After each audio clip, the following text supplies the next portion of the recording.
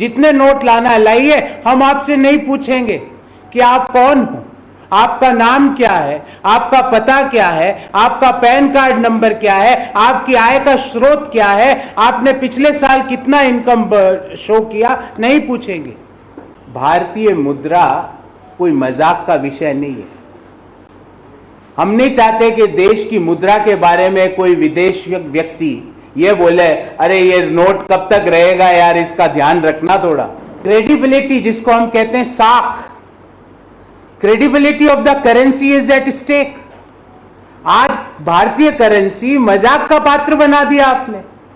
कब आप कौन से नोट के कब कौन सी घोषणा कर दो, जब क्रेडिबिलिटी की साख पे, मुद्रा की साख पे प्रश्न चिन्ह आ जाता है तो एक्सचेंज वैल्यू जो मुद्रा की है, एक्सेप्टेबिलिटी जो मुद्रा की है, वो कमजोर बढ़ जाती है। और इन सारे मुद्दों से ब्लैक मनी कीपर्स को कोई फर्क नहीं पड़ा। वो तो बिना नाम, बिना आधार कार्ड, बिना पान कार्ड, मुंह पे मास्क पे ही लगा के जा सकता है। कोई रोक टोक नहीं है उसको। वहां जाए, जितना पैसा उसके पास 2000 के नोट में है एक्सचेंज करा के वापस आ जाए।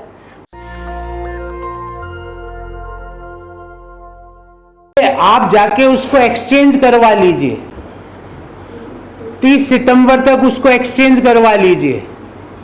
एक नोट दो, या तो 500 के 4 नोट ले आओ, या 100 के 20 नोट ले आओ, या 50 के 40 नोट ले आओ। वो बोला 30 सितंबर के बाद भी ये पता नहीं क्या मंतव्य है, बंद नहीं हो रहे पर एक्सचेंज करा लीजिए। एक्सचेंज कराना अच्छा रहेगा। और इस बार घोषणा माननीय ने टीवी पर आके नहीं करी, इस बार रिजर्व बैंक का सर्कुलर आया। आपको याद होगा जब आजाद हिंदुस्तान की सबसे बड़ी ऑर्गेनाइज लूट हुई थी, रिजर्व बैंक ऑफ इंडिया का सर्कुलर था। अब हम कुछ बातें लेके आए हैं और सरकार से इन 5 बातों का हम जवाब चाहते हैं कि रिजर्व बैंक ने एक स्पष्टीकरण दिया कि एक बार में जाओ, 10 नोट चेंज करा के वापस बाहर आ जाओ। दिन भर में अगर, क्योंकि लंबी लाइन भी है, दिन भर करोगे तो 5-6 बार ये काम हो सकता है। पर आपसे कोई कुछ नहीं पूछेगा ये नोट किसका है, ये नोट कहां से मिला, आपकी इनकम टैक्स का पैन कार्ड नंबर क्या है। भरना है तो उसको आधार से लिंक करवाना पड़ेगा। पर अगर इन 10 नोट को जितनी बार जाके आना है 30 सितंबर तक, कोई कुछ नहीं पूछेगा। ये ब्लैक मनी को फैसिलिटेट किया जा रहा है कि ब्लैक मनी के लिए एक विंडो खोली गई है कि इस विंडो में जो आएगा वो 10 नोट लेके आए, दिन जितने नोट लाना है लाइए, हम आपसे नहीं पूछेंगे कि आप कौन हो, आपका नाम क्या है, आपका पता क्या है, आपका पैन कार्ड नंबर क्या है, आपकी आय का स्रोत क्या है, आपने पिछले साल कितना इनकम शो किया, नहीं पूछेंगे। तो जो डॉक्टर मनमोहन सिंह जी ने कहा था कि डिमोनेटाइजेशन इज द ग्रेट, आज आप 2000 के एक्सचेंज को आपने एक छूट दे दी, कोई नहीं पूछा जाएगा। ये तो वैसी बात हो गई कि रॉयल वेलकम करा जा रहा है ब्लैक मनी के कीपर्स को। ये 2000 का एक्सचेंज प्रोग्राम नहीं है, this is a royal welcome to the keepers of black money. Point number 1। Point number 2, 6 crore MSMEs के पास, क्योंकि उनको वर्किंग कैपिटल है, वो कैश बेस्ड इकोनॉमी में काम करते हैं, उनका रोजमर्रा का सामान खरीदने के लिए, माल खरीदने के लिए किनके पास मिलेगा? 1 या 2-3 नोट मिल सकते हैं। 6 करोड़ एमएसएमई ओनर्स जो कि देश के हैं, उनके पास मिल सकते हैं 2-4 नोट। या 11 करोड़ की फसल बेच के आया, उसको 2-3 नोट दे दिए, वो अपने घर में उसको लेके बैठा है। अब 11 करोड़ देश के किसान और 6 करोड़ एमएसएमई के जो ओनर्स हैं, वो वापिस 42 डिग्री के टेम्परेचर में, 43 डिग्री के टेम्परेचर में बैंकों के ऊपर लाइन लगा लो। साहब गए 14 डिग्री के टेम्परेचर में सिडनी, और 6 करोड़ एमएसएमई 45 डिग्री, कल तो दिल्ली में 46 डिग्री के तापमान था, 46 डिग्री में आपको लाइन में लगा दिया। और लाइन में ही नहीं लगना है, आप अब आपके जो आपका जो साइकिल था वो आपने ब्रेक कर दिया, क्योंकि अब आप जाओगे 2000 अपनी वर्किंग कैपिटल के लिए, जो 3-4 नोट आप अपनी जेब में रखते हो, आप बिजनेस में रख के प्रभाव से बाहर नहीं निकला था, उसके ऊपर एक और चपेट मारी। पता नहीं कहां से ये आइडिया लाते हैं। तीसरी बात, और ये कैलकुलेशन करके आपके सामने रख रहा हूं, देश में इस समय टाइम 5 नोट एक्सचेंज कराता है, मान लेते हैं, तो कितने ट्रांजैक्शन होंगे? टोटल ट्रांजैक्शन होंगे 36 करोड़ बैंक के ट्रांजैक्शन होंगे, 36 करोड़ इन नेक्स्ट 4 मंथ्स। एक ट्रांजैक्शन में मैं मान लेता हूं 4 मिनट लगते हैं, अप्रोक्सीमेटली 4 मिनट्स। बैंकों के 144 करोड़ मिनट सिर्फ किस काम में लग गए कि 2000 के नोट जो भी ला रहा है उसको या तो 400-500 के दो, या 20 2000 के 100 के दो, या 40 50 के दो। तो लगभग 144 करोड़ मिनट, अर्थात देश में बने, लोगों के इनकम बढ़े। अब बैंकों का काम आपने क्या करा दिया? क्रेडिट छोड़ दो, नए क्रेडिट देने की, नए लोन देने की जरूरत नहीं है, क्योंकि काम तो आपको क्या करना है? 2.5 करोड़ घंटे अगले 4 महीने में देश के सारे बैंक नोटों की अदला बदली में डालेंगे। तो क्रेडिट ऑफटेक नहीं करेगा तो रोजगार का नए सृजन नहीं होगा, नए रोजगार के, रियल इनकम देश में लोगों की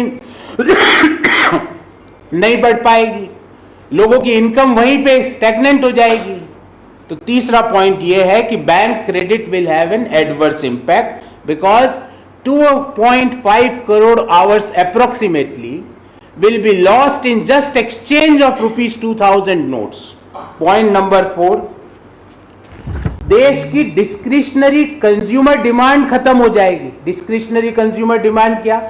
एक तो मैंडेटरी कंज्यूमर डिमांड है कि भाई आटा लाना है, दाल लानी है, सब्जी लानी है, वो लोग खाना ही पड़ेगा जीवन।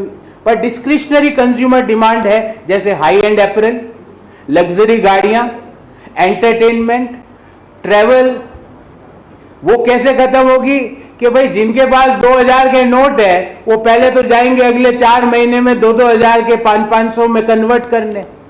अब 500 में भी उनको थोड़ा भय है कि पता नहीं कब कौन सा सर्कुलर आ जाए और ये कुछ नया सर्कुलर आ जाए। तो डिस्क्रिशनरी डिमांड जो कंज्यूमर प्रोडक्ट्स की है वो नीचे आएगी। अगर वो डिस्क्रिशनरी डिमांड कंज्यूमर प्रोडक्ट्स की नीचे आएगी तो देश का जीएसटी कलेक्शन कम होगा। जीएसटी कलेक्शन कम होगा तो देश की सरकार के पास सोशल सेक्टर स्पेंडिंग में जो बजट एलोकेट किया था वो पैसा ही नहीं होगा। तो कौन भुगता? वापिस कौन भुगता? जिसने ब्लैक मनी रखी वो नहीं भुगता। भुगता वो व्यक्ति जो कि लोअर इनकम ग्रुप में है या मिडिल इनकम ग्रुप में है, क्योंकि सोशल सेक्टर स्पेंडिंग से फायदा उसको सबसे ज्यादा होता है। 5वीं बात, भारतीय मुद्रा कोई मजाक का विषय नहीं है। हम नहीं चाहते कि देश की मुद्रा के बारे में कोई विदेश व्यक्ति ये बोले अरे ये नोट कब तक रहेगा यार, इसका ध्यान रखना थोड़ा। क्रेडिबिलिटी जिसको हम कहते हैं साख, credibility of the currency is at stake. आज भारतीय करेंसी मजाक का पात्र बना दिया आपने। कब आप कौन से नोट के कब कौन सी घोषणा कर दो, जब क्रेडिबिलिटी की साख पे, मुद्रा की साख पे प्रश्न चिन्ह आ जाता है तो एक्सचेंज वैल्यू जो मुद्रा की है, एक्सेप्टेबिलिटी जो मुद्रा की है वो कमजोर बढ़ जाती है। और इन सारे मुद्दों से ब्लैक मनी कीपर्स को कोई फर्क नहीं पड़ा। वो तो बिना नाम, बिना आधार कार्ड, बिना पान कार्ड, मुंह पे मास्क पे ही लगा के जा सकता है, कोई रोक टोक नहीं है उसको। वहां जाए, जितना पैसा उसके पास 2000 के नोट में है एक्सचेंज करा के वापस आ जाए। पर इफेक्ट किसको पड़ा? एमएसएमईज को, किसान को, लोअर इनकम ग्रुप को, मिडिल इनकम ग्रुप को। एम्प्लॉयमेंट अपॉर्चुनिटीज खत्म होगी, जीडीपी और नीचे गिरेगी, रियल इनकम जो है देश के लोगों की जो वास्तविक आय है वो और नीचे आएगी। तो इसलिए हमने ये वापस पुनः सरकार से पूछना चाहते हैं कि 7वीं एनिवर्सरी आपकी ऑर्गेनाइज लूट की आने वाली है। 2016 नवंबर से अब 2023 नवंबर आना वाला है। उससे पहले ये 2000 का नोट सरकार ने निकाला क्यों था, पहले तो वो समझा दे। कौन वो महान अर्थशास्त्री थे क्योंकि मैं व्यक्तिगत रूप से उन अर्थशास्त्रियों को देखना चाहता हूं, उनको छूना चाहता हूं जिन्होंने ये नोटबंदी और 2000 के नोट निकालने का निर्णय किया। हम ये भी मांग करते हैं कि एक पूरा व्हाइट पेपर लेके आए कि why 2000 rupees note was introduced, who all were there who was saying कि ये 2000 के नोट से काला धन खत्म हो जाएगा। मैं उन सब लोगों को मिलना चाहता है, देश के लोग, वो कौन से लोग और अर्थशास्त्री थे जिन्होंने बोला कि भाई इस 2000 के नोट में चिप भी डाली हुई है। चिप का भयंकर संकट है देश में, ऑटोमोबाइल इंडस्ट्री त्रस्त है चिप के संकट से, तो वो चिप का संकट से के कारण इसको वापस लिया है। किस कारण से इसको वापस लिया है? 2000 का नोट वापस एक्सचेंज करने का निर्णय क्यों लिया गया? पहले तो ये बताए कि क्यों लाया गया और फिर ये बताए कि इसको वापस क्यों लिया जा रहा है। देश इन सवालों का जवाब चाहता है। एक composite white paper we demand from the government. Before I take the questions from you, I will brief the subject in English. Mini demo is a royal welcome for the keepers of black money. Again, after this mini demo, chota packet, after this mini demo demonetization, again 6 crore MSME entrepreneurs and 11 crore farmers are on line at 44, 45, 46 degree temperature across the country. We had seen that this pink colored 2000 rupees note is out of circulation. I had not seen that. If you had seen that, you might be fortunate. So we are just asking a first simple question, that there are 181 crore 2000 rupees note. Who is holding these notes? And why government is giving a royal welcome to the people who are coming for the exchange of these 181 crore rupee 181 crore 2000 rupee notes, and there is no Aadhaar, no PAN requirement, no identity, anyone can go. It is like a bearer check without disclosing his name can go to the bank and can convert 2000 rupees or can exchange 2000 rupee note for smaller denomination. So is this not the royal welcome for the keepers of black money? Point number one. Point number two, why government want that all 6 crore MSME entrepreneurs and 11 crore farmers will be again in line? Why you want that? And mind it, if they are going to be in line, the transaction face problems, especially for the small businesses, producers and traders. The economy will be impacted, which had just started showing some minor signs of recovery. Point number three, bank credit growth is going to have an adverse growth. If we assume on an average a person will come for the exchange of 5 2000 rupees note, bank have to perform around 36 crore transactions in next 4 months. If average we assume that 4 minutes is required to complete one transaction, in next 4 months bank has to spare, all the branches of all the banks has to spare 144 crore minutes of banking hours just for this exchange program. This will harm the growth in credit, as many bank branches will be busy in this exchange only in next 4 months, resulting in slow or no job creation in the economy. Point number 4, discretionary consumer demand will fall. When citizens will be busy in rupees 2000 notes exchange program, there will be a fall in the demand for consumer discretionary products like entertainment, like high-end apparel, luxury cars, resulting in a low GST collection from these economic activities at least in the next 4 months. That will hurt the social sector spending by the government. And last but not least, there is a fall in the credibility of our currency. With such full demo we had in November 2016, now we had a mini demo. The credibility of our currency will be at stake. In long term, it affects the credibility and acceptability of our currency. With this mini demo, the ordinary citizens will be impacted indirectly via rising unemployment and loss of income. They continue to be impacted by day-to-day corruption. We had seen 40% commission Sarkara in Karnataka. So we once again demand that a white paper be issued on independent India's greatest organized loot. साथियों, हमें 10-20 कारण तो सरकार ने बताया कि उसने नोटबंदी क्यों की, पर कोई कारण का डाटा अभी तक देश के सामने नहीं रखा। एक कारण ये भी बताया कि साहब करप्शन खत्म हो जाएगा। अभी हमने देखा कि कर्नाटक में जो मौजूदा जो पूर्व की सरकार थी, वो क्या 40% कमीशन खोरी में कैसे लिप्त थी, और ये अब नया छोटा पैकेट मिनी डेमो का आ गया। तो we demand that independent India's greatest organised loot, उसका व्हाइट पेपर देश के सामने रखे कि who all greatest economists of all time had asked the government or had advised the government to start with the rupees 2000 note, and why the government had decided to take back today, and that too for an exchange program which doesn't require the identity of the person who is coming for this exchange of this 2000 rupee note. So this is all from my side as far as this subject is concerned. I am open for questions, first of all on the subject and then on the other issues.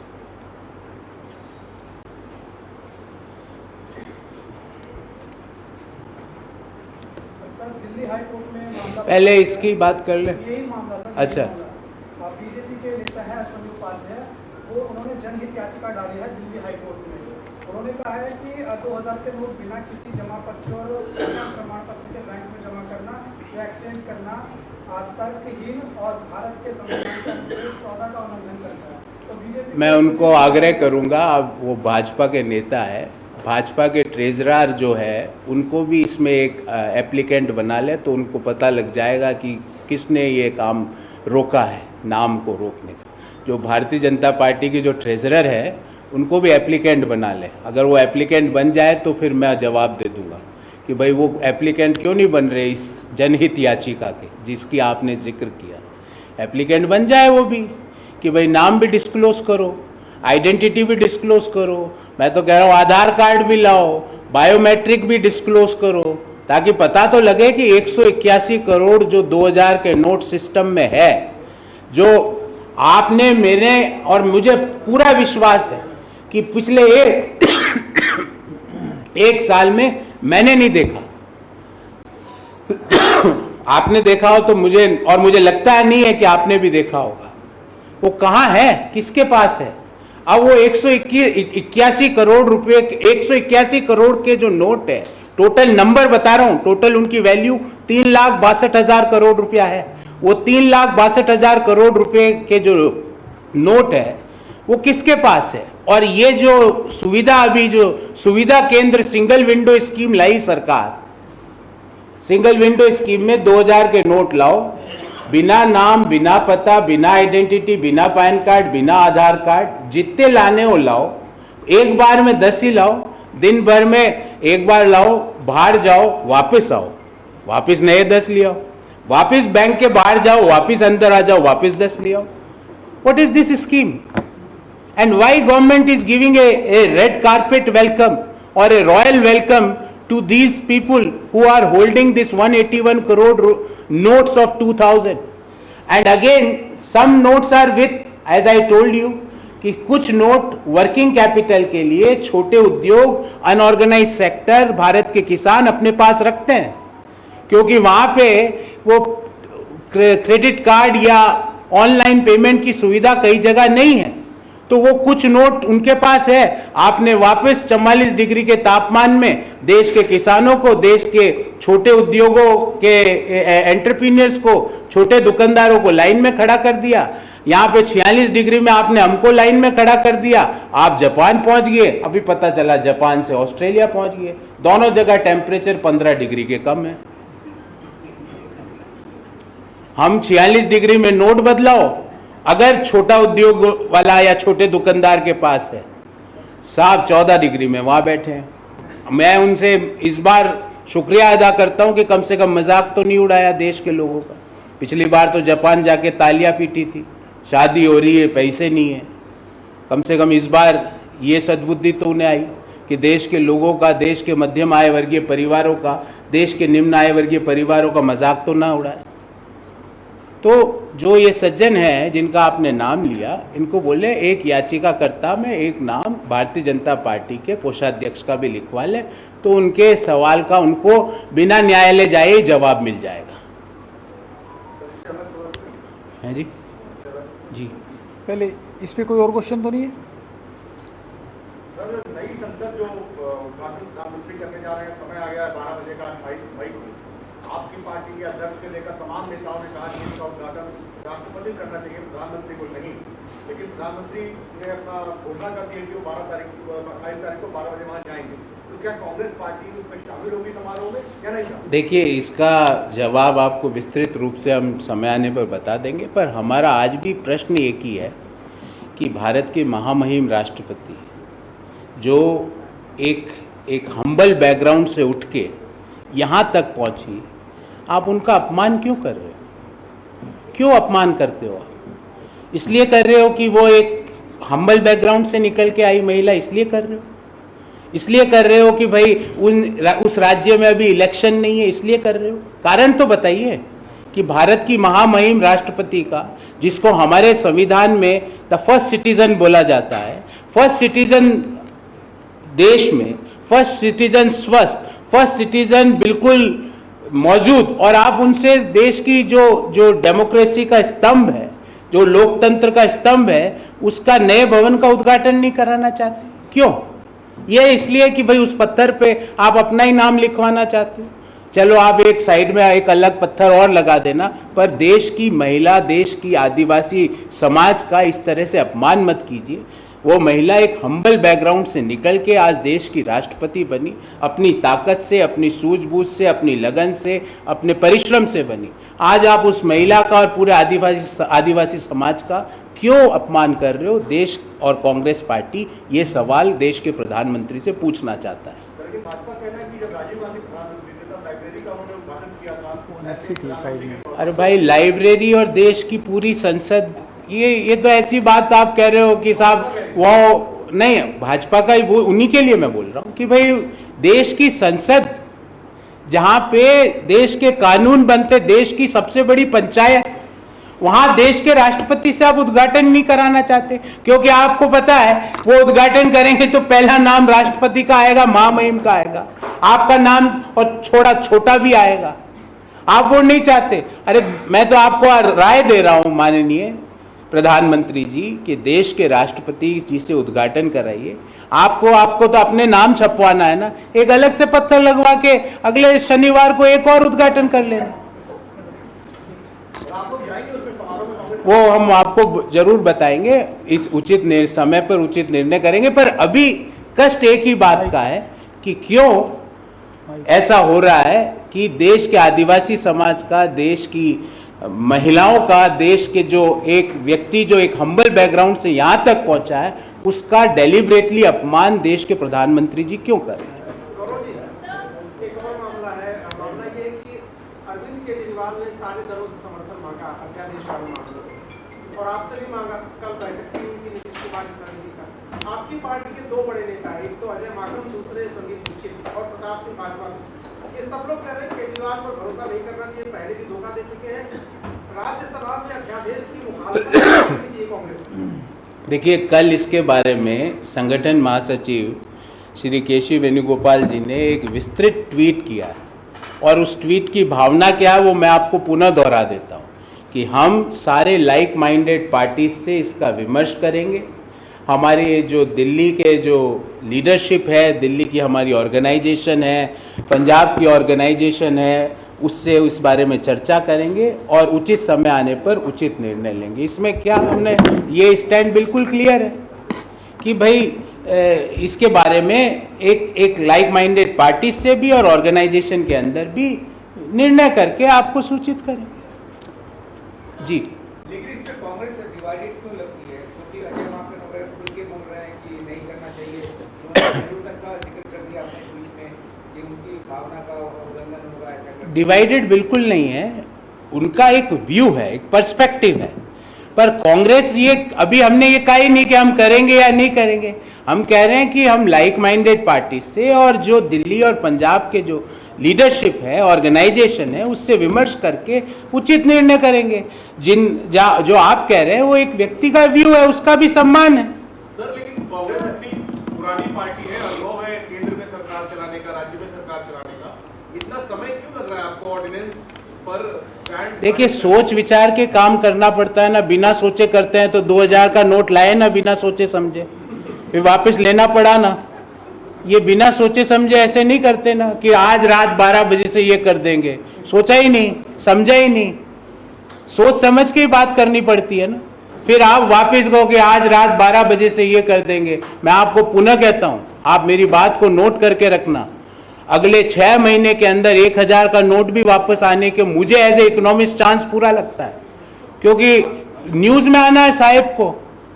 अब news में आ नहीं रहे हैं, news में आते हैं तो नीचे लिखा हुआ आता है 40% कमीशन सरकारा। तो इसलिए ये इस तरह के सोच समझ के काम करने पड़ते हैं, वरना जिस तरह के निर्णय केंद्र सरकार, मोदी सरकार ले रही है वो आपने देखा। जी। मेरा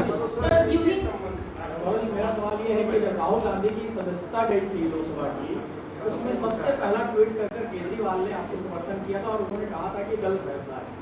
बावजूद इसके आप लोग कई मीटिंग में उनको बुलाते हैं, लेकिन किस तरह की दूरी फिर क्यों बनाते हैं? कहीं आप मीटिंग में बुलाते हैं, कहीं उनके साथ दूरी बनाते हैं? कोई दूर ऐसा नहीं है, हम जो परिस्थितियाँ और जो इश्यूज हैं उस पर डिस्कस करके अपनी राय लेते हैं और अपने डिसीजंस, कोई ये तो हमारा निर्णय है ना, सोच समझ के निर्णय लेंगे, सबसे विमर्श करके निर्णय लेंगे। ये अचानक जल्दी जल्दी निर्णय ले फिर आप वापस उसको वापस ले, ये हमारी परंपरा नहीं है। विमर्श करके सबका बात सुन के निर्णय लिया जाता है और उचित समय आने पर वो निर्णय जरूर लेंगे। I am coming Arvind Kejriwal Calcutta गए हैं ममता बनर्जी से सपोर्ट मांगने, क्या वजह है कि वो 10 मिनट की दूरी तय करके 10 राजाजी वहां नहीं पहुंच पाए समर्थन मांगने के लिए? और क्या है ये सही है कि राज्य इकाइयों को शांत करने के लिए आप लोग ने कहा कि अभी निर्णय नहीं लिया है, और निर्णय ऑलरेडी आपके टॉप लीडर ने आश्वस्त कर दिया कि इस पर आम आदमी पार्टी को सपोर्ट मिलेगा, नीतीश को मीटिंग?